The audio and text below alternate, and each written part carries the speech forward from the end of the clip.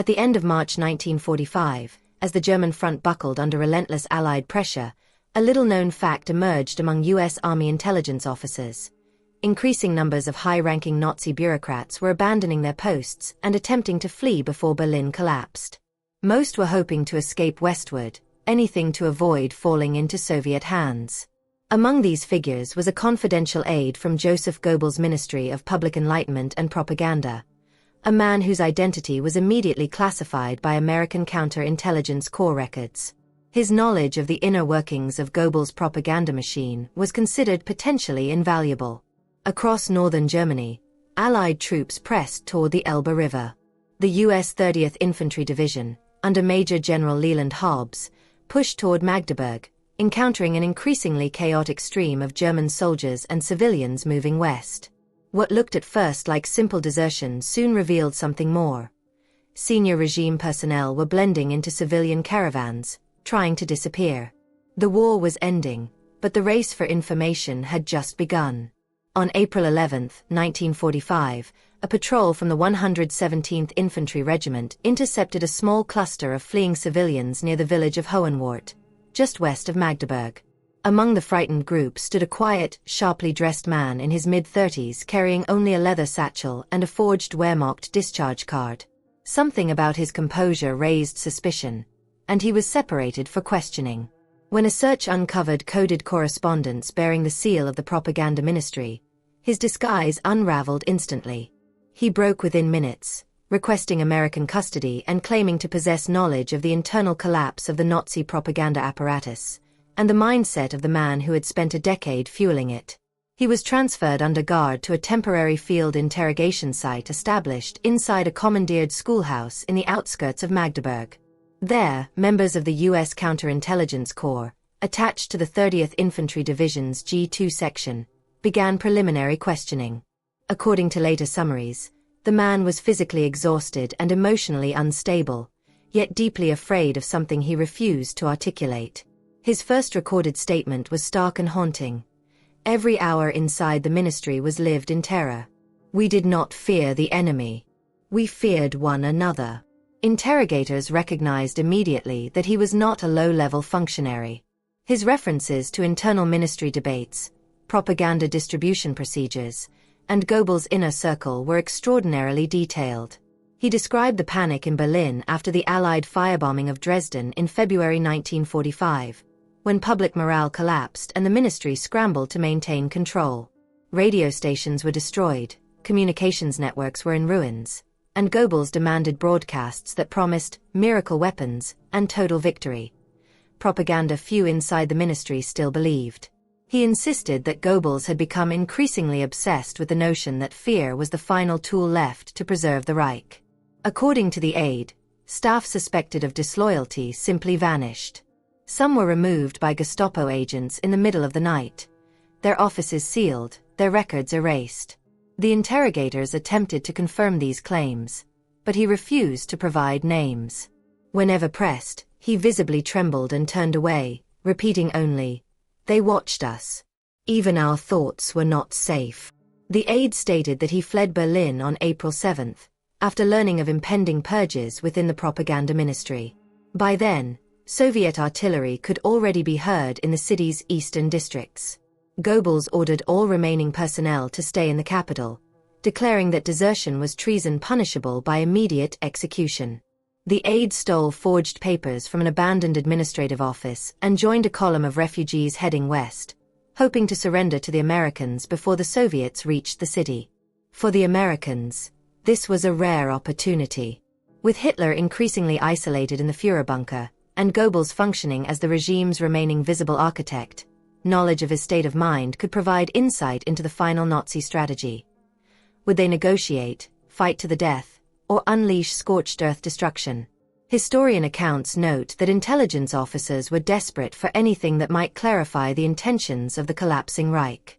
Yet even in custody, something unsettled the interrogators. The aide refused to sleep alone. He paced constantly, clutching his satchel, refusing to let it out of his sight. When asked what he feared, he answered with a whisper, "You do not understand. When men become instruments of terror, they leave no witnesses." If they find me. He did not finish the sentence. What had he seen inside Gbbls' ministry that left him so broken? What knowledge was he so afraid to speak aloud? And what was inside the satchel he guarded obsessively? The answers, he promised, would come only if he was transferred to British custody. Far from the front, far from the reach of anyone who might want him silenced. The Americans agreed. But they would soon discover that the most dangerous secrets of the war were not always carried by the men who fought it. Sometimes they were carried by those who simply survived it.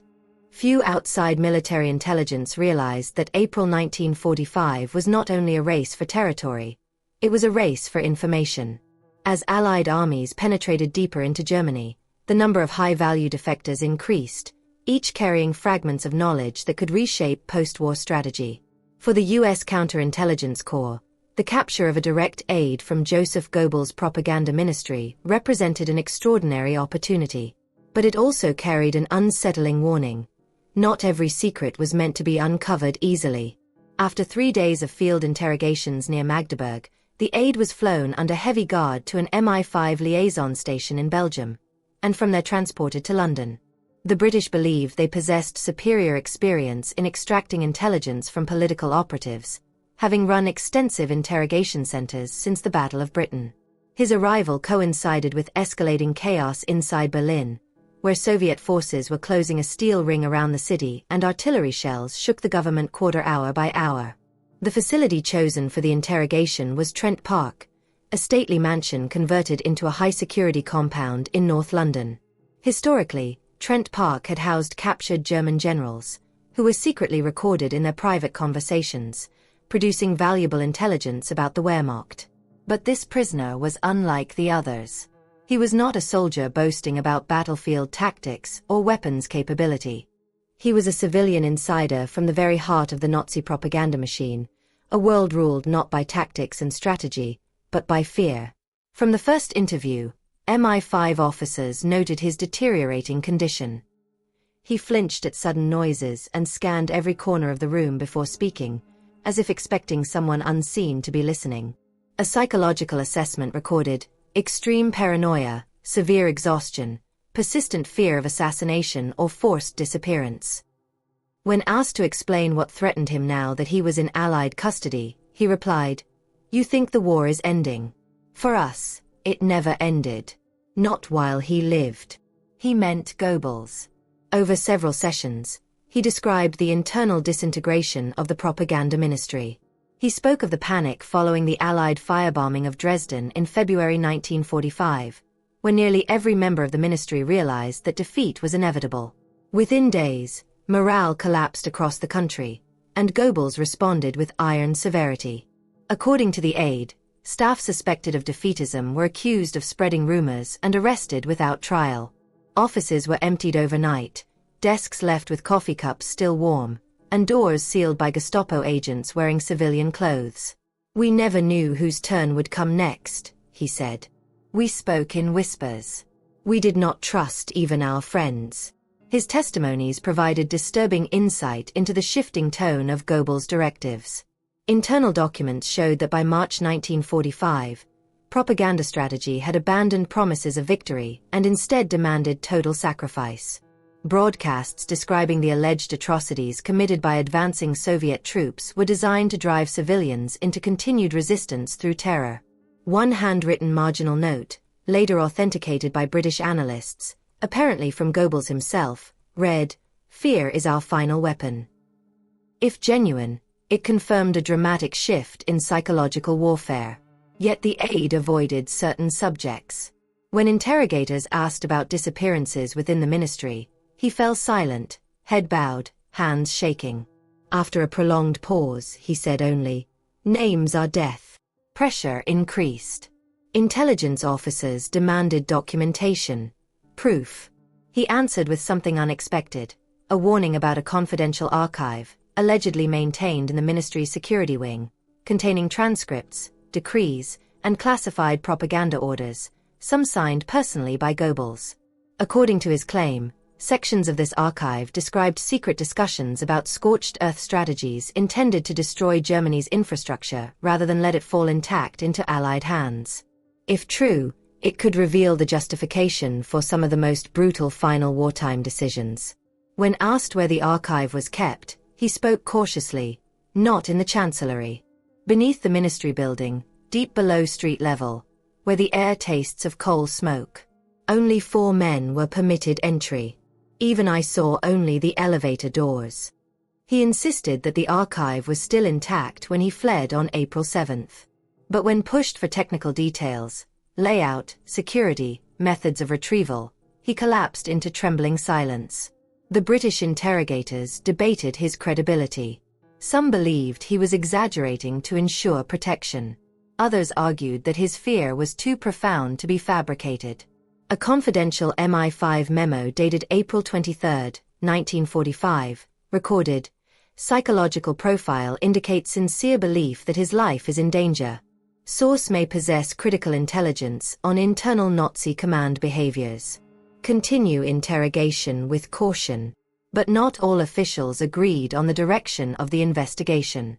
As Cold War tensions simmered even before Germany formally surrendered, intelligence gathering was already becoming competitive.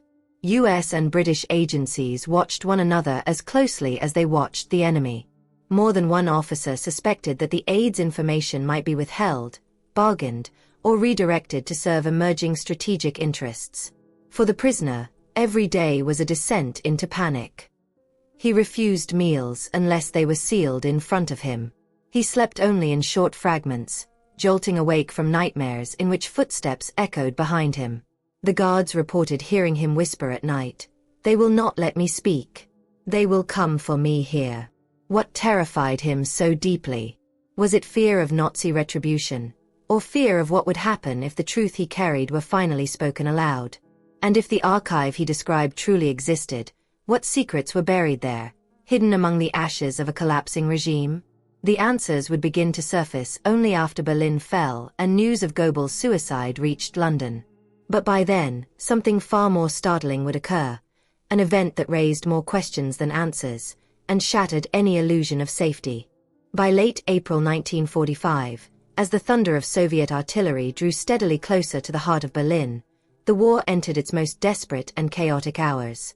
Few outside the intelligence community understood how rapidly the German government was disintegrating from within.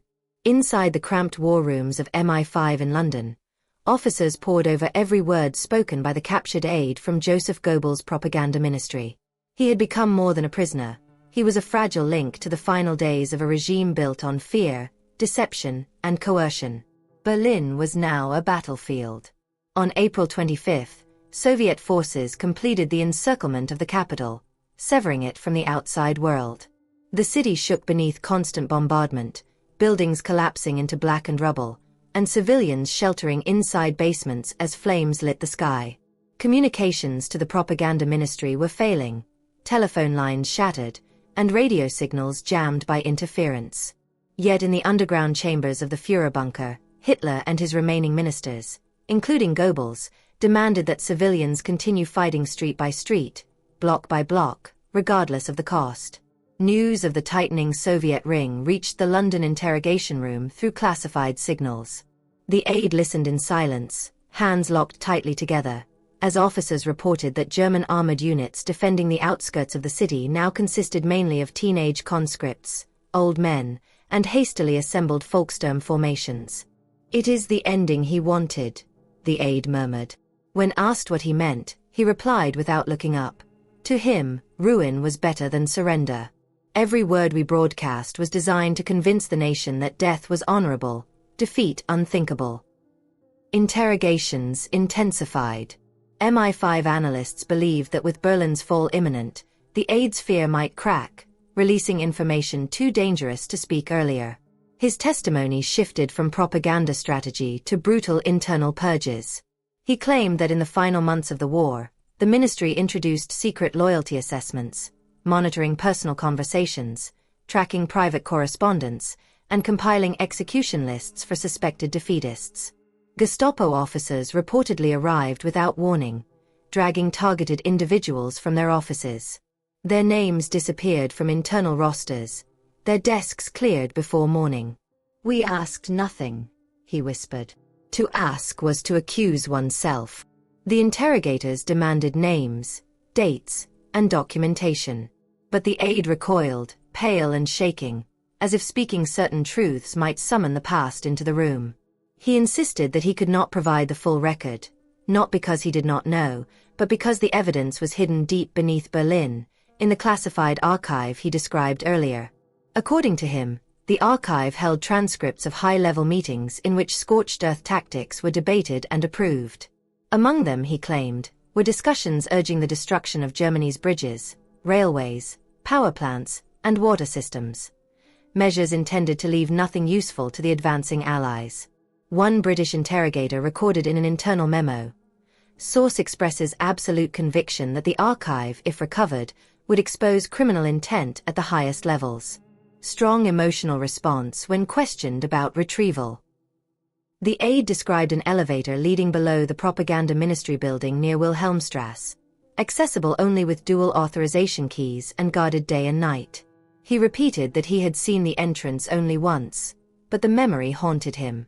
There were no windows, only black concrete walls and the smell of oil and dust.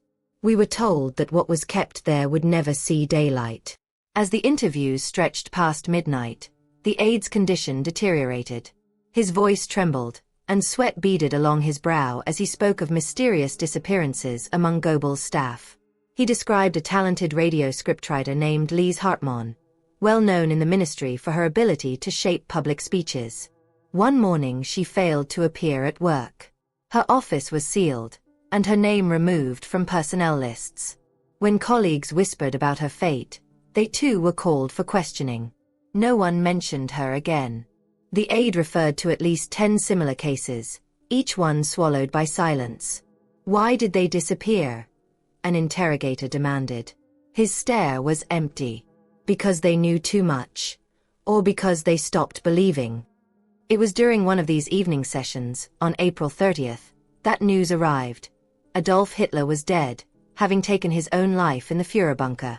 The room fell into stunned silence. The aide closed his eyes, shoulders shaking, not in relief, but in dread.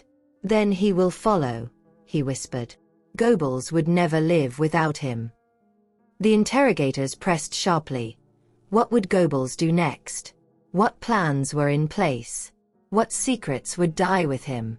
The aide trembled violently and clutched his head. You don't understand. He would rather burn the world than face judgment.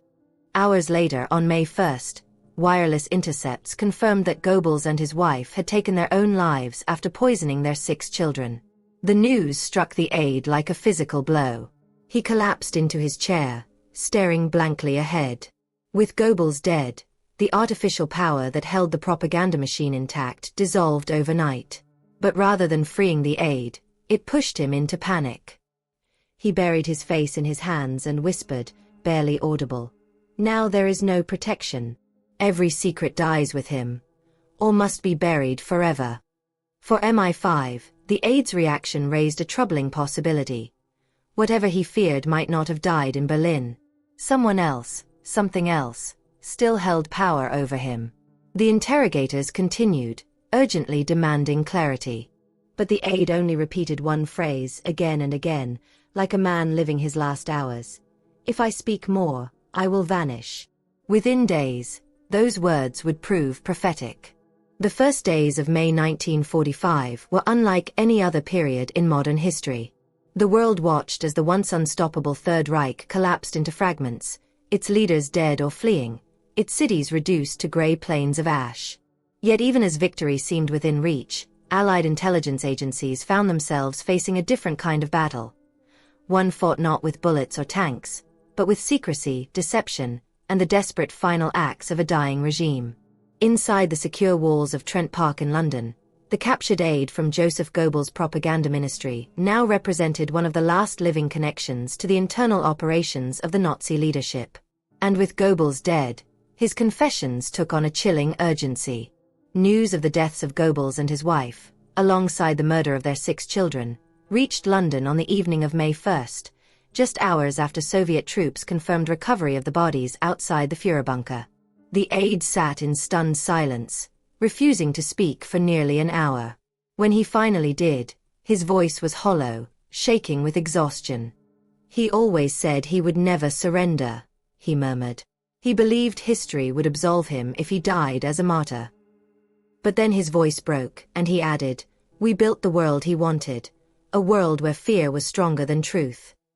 Interrogators sensed that the psychological barrier which had controlled him since his capture might now begin to crack. They pressed him harder, demanding details about internal ministry operations, the rumored archive beneath the ministry building, and any surviving documentation that could be used during the forthcoming war crimes hearings. The aide resisted, gripping his chair so tightly his knuckles whitened. "You do not understand," he said. "Those records were never intended to see daylight. If they exist, they are soaked in blood." MI5 analysts studied the new fragments of testimony with increasing concern. If the archive truly contained discussions of scorched earth strategies, plans to destroy Germany's industrial infrastructure, refugee corridors, water supplies, and cultural sites, then Gbbls' role in the final months of the war extended beyond propaganda. It would implicate him directly in decisions that sacrificed civilian lives in the name of political symbolism.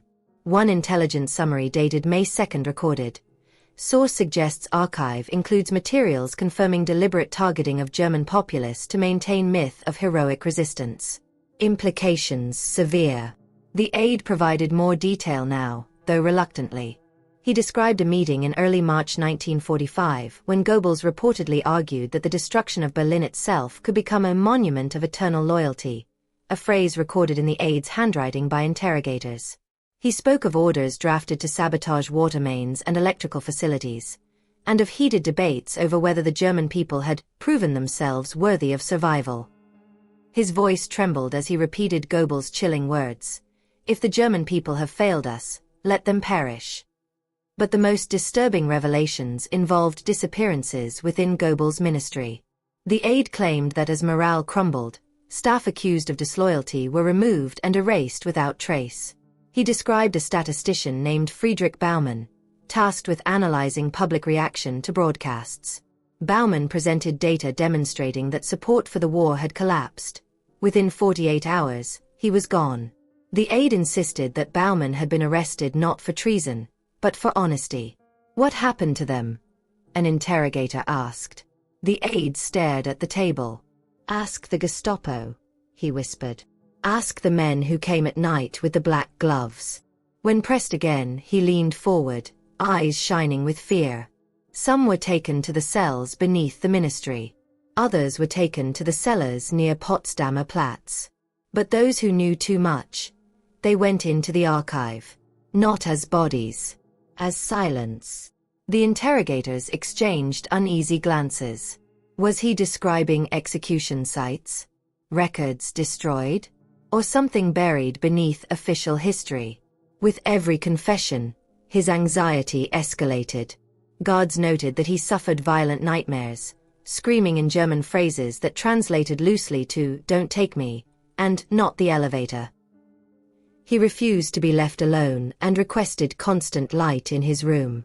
When asked why, he answered quietly, "Darkness was where they came." Still, MI5 needed clarity. They demanded coordinates, access points, and proof. The aide insisted the entrance to the archive lay beneath the propaganda ministry building on Wilhelmstrasse, near the intersection with Vorstrasse, where an elevator descended deeper than any normal administrative space. He said he once saw crates of sealed documents moved under guard, bound in red tape and marked with the seal bearing the Reich Eagle. He believed those files held not just propaganda directives, but transcripts of private meetings involving Gbbls, Martin Bormann, and possibly even Hitler. But then he hesitated, face tightening with dread. "If those documents are found," he whispered, "countries will go to war over their contents." It was a statement that stunned interrogators. What truths could be so explosive that even after the fall of the Third Reich, they could ignite conflict? On May 4th, while Allied soldiers fought their last desperate engagements in northern Germany, a new instruction came from senior British command. The prisoner was to be moved to a more secure location for continued questioning. Officially, the relocation was for safety. Unofficially, It reflected growing concern that the man now held information of enormous strategic value, and that others might attempt to seize him or silence him first. The aide seemed to sense this shift instantly. He clutched the arm of the interrogator, escorting him from the interview room. "You promised protection," he said, voice shaking. "If I disappear, the truth disappears with me." The officer assured him he would be safe. But in war, promises are fragile. Within 48 hours, he would be gone, without explanation, without trace, and without a single official document confirming his departure. And for the intelligence officers who had heard his final words, a haunting question remained. Who wanted him silenced, and why? The disappearance began quietly. No alarms. No struggle. No witnesses who claimed to have seen anything unusual. On the morning of May 6, 1945, just 2 days after orders were issued to relocate the captured aide from Joseph Gbbls' propaganda ministry, the guards assigned to his quarters at Trent Park reported that the cell was empty. The bedding was undisturbed, his issued clothing neatly folded on the chair, and the room showed no signs of forced entry. The only item missing was the leather satchel he had guarded obsessively since his capture near Magdeburg. Not a single guard could explain how he had left, or who had escorted him out. The disappearance sent shock waves through the intelligence compound. The facility itself was one of the most secure in Britain, designed to house captured Nazi generals and high-level detainees. No prisoner had ever escaped its walls. Yet within minutes of the discovery, MI5 officers and military police swarmed the building, interrogating personnel and sealing exits. Official logs showed nothing. No transfer authorization. No security escort assignment. No vehicle departure record. The timeline showed an impossible scenario. Between 2 o'clock and 4 o'clock hours, the prisoner simply vanished. Later testimony from one night shift guard described seeing 2 unidentified officers in British uniforms walking through the hallway shortly after 3 o'clock. They carried no documentation and avoided conversation. One of them, he recalled, held a clipboard with orders stamped in red. But when shown photographs of British and American liaison officers assigned to the facility, he failed to confirm any match. The guard became visibly distressed, repeating, "They moved like they belonged here. We didn't question them." That same morning, an internal MI5 memo was issued, classifying the disappearance as a temporary relocation pending operational review. This phrasing struck many within the facility as suspicious. Under normal procedures, all prisoner transfers required full written authorization, multiple signatures, and confirmation from chain of command. None existed. The memo also included a directive forbidding discussion of the event outside authorized personnel. The aide's name was removed from interrogation schedules and file indexes, as though he had never been there. Confusion quickly turned to paranoia. British and American officers began quietly accusing one another of orchestrating the removal. The United States, racing against the looming influence of Soviet intelligence in post-war Germany, was aggressively pursuing scientific and political assets through covert extraction operations. The British suspected the Americans might have seized the aide without consent to control whatever he knew. But American records, at least those accessible, show no entry indicating that he was ever transferred into their custody. The possibility of a Soviet operation was far more chilling.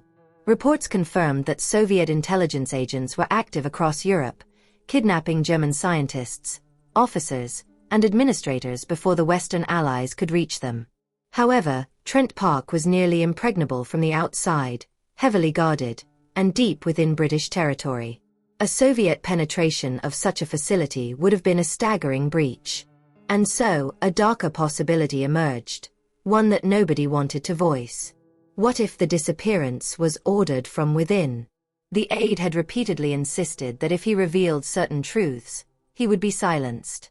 Interrogators initially believed he feared Nazi retribution. But what if his fear was more complex? Perhaps the information he carried threatened not only the legacy of the Nazi leadership, but fragile political alliances being formed as the world transitioned from global war into Cold War. Documents exposing scorched earth plans and internal debates might implicate more than Gbbls. They might reveal complicity, negotiated deals, or intelligence failures among multiple nations. One officer involved in his final interrogation later wrote in a personal notebook, discovered decades afterward, "There was something in his eyes during the last session. Not fear of Germany. Fear of what would happen if the truth survived the war." He said history is rewritten by those who win. But he asked, what if the winners cannot risk the truth either? As hours stretched into days, the official story hardened. The aide had been moved. His testimony was secure. Nothing was wrong. But rumors swept through the intelligence community with relentless speed. Some claimed he had been flown out of Britain to a classified site for continued questioning. Others whispered that he had been taken by an unknown agency, perhaps one that did not officially exist. A few believed that he had been executed to prevent sensitive information from emerging during the upcoming Nuremberg trials. Yet something else complicated matters. No record of his interrogation transcripts could be located. Pages that had previously been locked inside intelligence folders vanished. Summary reports distributed to senior officers were retrieved and destroyed. Even personal notes taken during interviews were collected under emergency security protocol. It was as though someone had erased the man from history, piece by piece. 2 weeks later, an unsigned envelope arrived at the London headquarters of the Ministry of Information. Inside was a single sheet of paper, bearing only 5 handwritten words in German. Habt mir nicht geglaubt. You did not believe me. Handwriting analysts determined with near certainty that the note matched samples written by the missing aide. No fingerprints. No return address. No clue to its origin. The question that now haunted every officer who had spoken with him was simple but devastating. Was he silenced because he knew something too dangerous to reveal, or because he had been telling the truth all along? And if the archive he spoke of still lay buried beneath the ruins of Berlin, what secrets might yet be waiting to surface? The race to uncover or bury the truth was just beginning. In the months following the disappearance of Joseph Gbbls' aide, the war in Europe officially ended. On May 8, 1945, Victory in Europe Day erupted in celebration across London, Paris, and New York. Crowds filled the streets, church bells rang, and the world exhaled after 6 years of relentless destruction. Yet behind the cheering and parades, in the quiet offices of military intelligence, a very different atmosphere prevailed, one of unanswered questions, sealed files, and an unease that no public victory could silence. Not a trace of the missing aide surfaced in the days and weeks that followed. MI5 investigators searched military transport manifests, hospital records, morgue reports, and internal transfer logs. Nothing matched his description. No death certificate surfaced. No burial site was recorded. He had vanished as completely as those he once described disappearing within Gbbls' ministry. For intelligence officers who had listened to his trembling voice only days earlier, this silence felt like the closing of a heavy steel door. Meanwhile, Berlin was a city leveled to dust. Soviet engineers and infantry dug through the wreckage of government buildings and bunkers, searching for documents and survivors. The propaganda ministry building on Wilhelmstrasse was a burned husk, its upper floors shelled into broken concrete and twisted metal. But deep beneath the ruins lay the underground structures that the aide had spoken about with such terror. British and American reconnaissance units asked their Soviet counterparts for joint access to search the lower levels, but requests were denied. Soviet command declared the area a secured sector, closed to all outside forces. Guards were posted. Foreign observers were escorted away at gunpoint. Rumors spread quickly. Something had been found under the ruins. Something that could never be shared. Back in London, Nuremberg preparations were underway. The first lists of war criminals were drafted, indictments written, and prosecutors searched desperately for witnesses and documents tying Nazi leaders directly to policies of extermination, forced labor, and civilian terror. If the aide's testimony had been completed, and if the archive he described had been recovered, it might have played a crucial role. Instead, his absence became a troubling void. When British officials submitted requests for his files, they received only a brief reply: material currently unavailable due to security reclassification. No further explanation. Even more disturbing, Several officers who had participated in the interrogation were reassigned without notice. 2 were transferred out of MI5 entirely. Another resigned abruptly, citing unspecified ethical concerns. And the guard who had reported seeing the 2 unidentified officers on the night of the disappearance was hospitalized several weeks later after what was officially described as a stress-related breakdown. According to a nurse's written notes, he repeatedly muttered, "They were not ours. We should have stopped them." The story of the missing Aide faded from official memory, buried under the avalanche of post-war reconstruction, displaced persons crises, and rapidly escalating tensions between the Western Allies and the Soviet Union. Yet it was not forgotten entirely. In 1947, a classified memo circulated through the upper levels of the British Foreign Office. It summarized the case in cold military language. Subject provided intelligence indicating existence of classified archive beneath propaganda ministry. Subject disappeared under unclear circumstances prior to verification. Information potentially relevant to Nuremberg proceedings and future occupation policy. Further investigation not recommended due to political sensitivity. Political sensitivity. The phrase lingered like smoke. Historians who later examined the early Cold War era noted that both Western and Soviet intelligence aggressively competed to acquire scientific, military, and political figures from the defeated Reich. Some were absorbed into research programs. Some vanished entirely. Files were sealed, identities changed, records destroyed. The truth became a battlefield of its own. Decades later, in 1961, during the construction of the Berlin Wall, workers excavating near Wilhelmstrasse uncovered reinforced underground corridors sealed with welded steel plates. Soviet agents arrived within hours, seized control of the site, and ordered the area filled with concrete. No official explanation was given. Some construction workers later claimed they heard the sound of heavy crates being moved before the tunnels were sealed forever. In 1978, a journalist researching missing Nazi officials filed a Freedom of Information request in Britain seeking access to interrogation transcripts from Trent Park. The response was blunt: documents remain classified for reasons of national security. When asked why, no further comment was provided. Today, historians still debate what truly happened. Some argue the Aide was a fabricator whose fear turned delusion into conspiracy. Others insist he was silenced to protect intelligence sources or avoid diplomatic conflict in the unstable post-war landscape. And a smaller group believes that the archive he described still lies beneath Berlin, sealed, buried, waiting. What becomes clear is this: there are chapters of the Second World War that remain unwritten, not because they are lost, but because they are locked deliberately out of reach. The war did not end cleanly, nor did truth triumph simply because the Allies prevailed. The world moved forward, but not everything was brought into the light. The fate of the Aide remains one of history's unanswered questions. No body, no records, no explanation. Only his final warning, echoing across decades like a voice from a sealed room: "If I speak more, I will vanish." And he did.